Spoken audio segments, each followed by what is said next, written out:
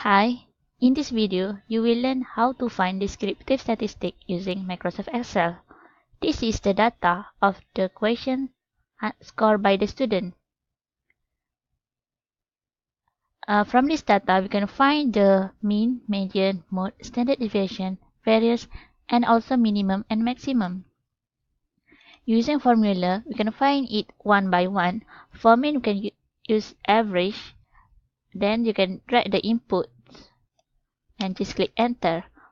For median,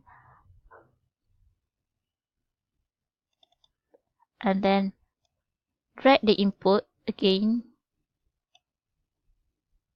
and then just click enter, or you can close the bracket.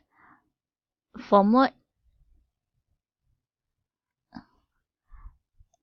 you can choose here and then close the bracket and then click enter. So this is how you find it one by one. You can proceed by standard deviation and mean for sample, and then drag the input.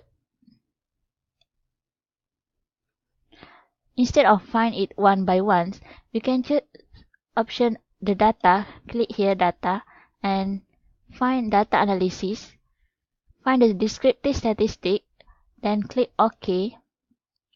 Fill in the input range, which is from row 3 to row number 20, and don't forget to tick the summary statistic, then click OK.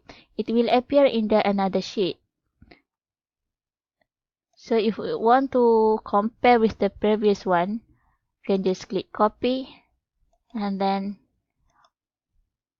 paste it here. You can choose for values only, click OK, and you can compare with the previous one. So this is mean 13.83, median is 14, and mode is 15, and standard deviation is 2.526. So this is the same as it is the two ways of how you can find the descriptive statistic. So that's all.